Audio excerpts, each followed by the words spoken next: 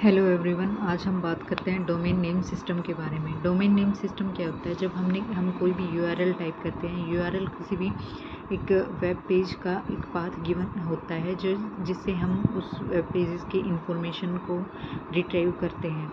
तो उसमें जो HTTPS ये हमारा प्रोटोकॉल होता है, और जो www.ncrt.nic.in है, ये एक एग्ज़ाम्पल है NCERT की वेबसाइट का। तो ये हमारा पूरा होता है डोमेन नेम।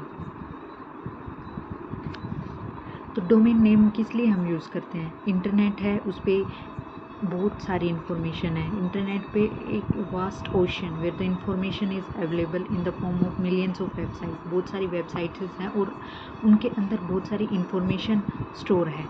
तो अब हम अगर कोई भी इंफॉर्मेशन हम रिट्रीव करना चाहते हैं, जो कि रिट्रीव करने के लिए हमें कोई भी डोमेन नेम एंटर करना होता है, उससे हमारी इंफॉर्मेशन रिट्रीव होती है। जैसे हम कहते हैं each websites is stored on server which is connected to the internet.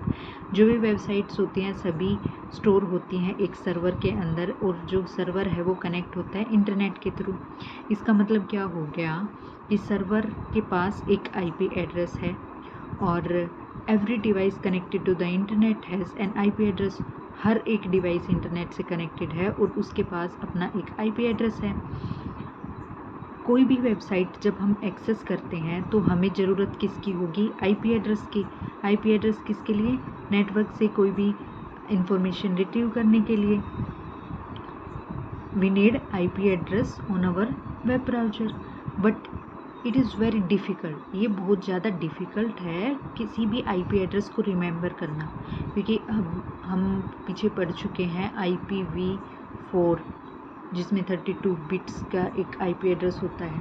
तो 32 बिट्स का IP एड्रेस याद रखना मुश्किल का काम है। तो जैसे कि IP address of the different website as they are in term to be number of strings. तो एक ये बहुत बड़ा IP एड्रेस 32 बिट्स बहुत बड़ा IP एड्रेस हो जाता है, और उसको रिमेंबर करना बहुत मुश्किल होता है। इसके लिए हमने क्या किया, उसको ईजियर बनाने के लिए, to easier to remember names, and therefore each computer server hosting a website or web server is given a name against to IP address। उसको इजी बनाने के लिए हमें ये 32 बिट्स का, और अभी तो IPv6 भी यूज होने लग गया जो कि 128 बिट्स का है। हम 128 बिट्स कोई भी नंबर याद रख सकते हैं। और IP एड्रेस तो जब हम कोई भी इंफॉर्मेशन रिट्रीव करते हैं, हम URL में कोई इंफॉर्मेशन डालते हैं, तो वो ज़रूरी नहीं है कि एक ही सर्वर पर स्टोर हो, एक ही जगह पर स्टोर हो, डिफरेंट स्टोर हो सकती है।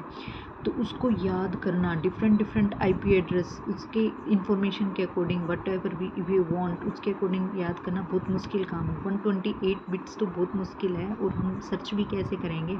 तो उसको ईजी बनाने के लिए, उसको याद रखने के लिए, ईजी करने के लिए, computer server hosting a websites on web resources is known as name against its IP address. IP address के अगेंस्ट एक नेम डिसाइड कर दिया हमने, और जो नेम कहलाता है डोमेन नेम और होस्ट नेम,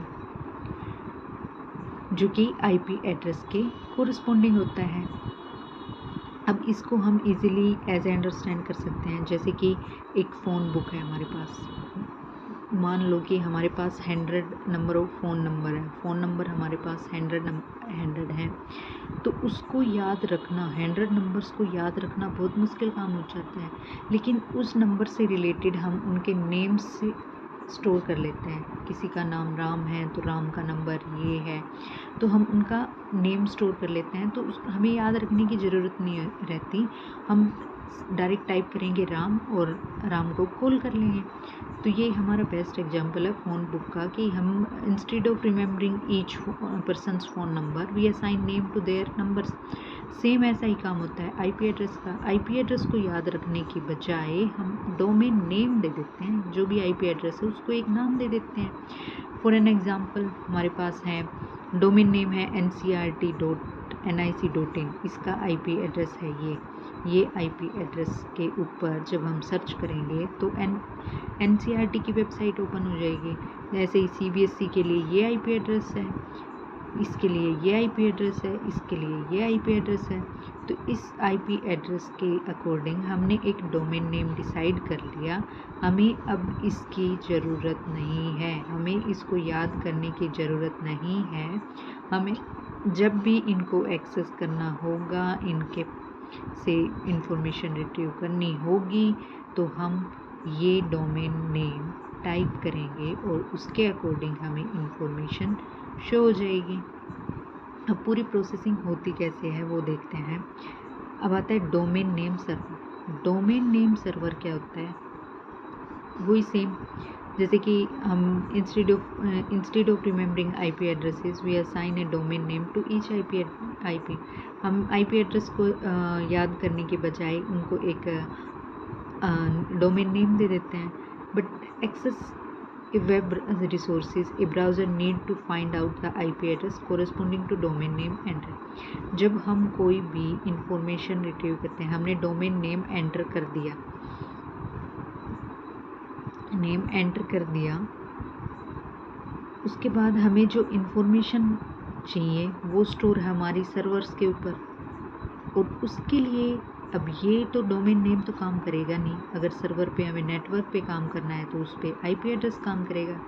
तो उस कोरेस्पॉन्डिंग जैसे browser need to find the IP address को फाइंड करेगा किससे? डोमेन नेम से। अब इन दोनों का काम तो है, लेकिन हमें ये याद रखने की ज़रूरत है, हमें इनकी ज़रूरत नहीं है। लेकिन जो प्रोसेसिंग होगी उस टाइम पे तो इसके कोरेस्पॉन्डिंग आईपी एड्रेस को ही सर्च किया जाएगा और उससे वो ही हमें इंफॉर्मेशन रिट्रीव करके देगा।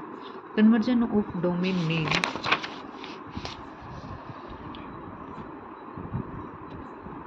of each web server to its corresponding IP address is called domain name resolution।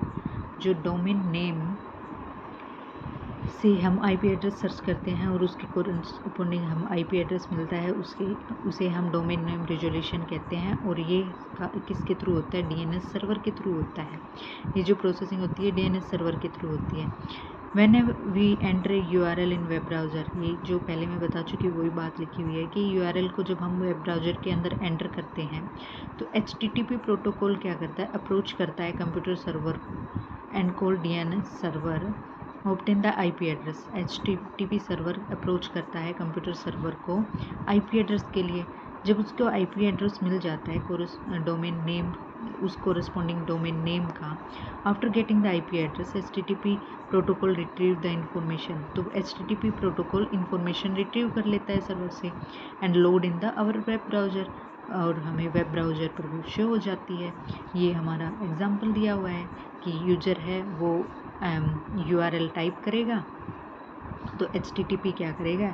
HTTP उसके अकॉर्डिंग एक डोमेन नेम के अकॉर्डिंग आईपी एड्रेस सर्च करेगा। आईपी एड्रेस से डीएनएस सर्वर में इंफॉर्मेशन देखेगा और इंफॉर्मेशन के अकॉर्डिंग हमें डोमेन नेम मिल जाएगा।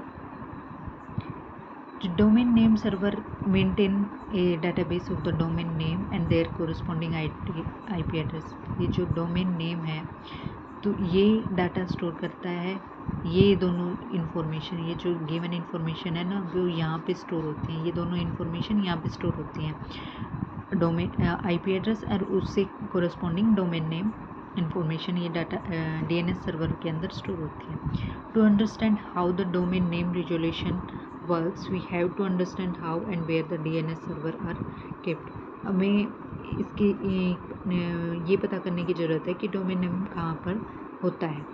Domain name server serve as the place in hierarchical order. Hierarchical order में ये काम करते हैं।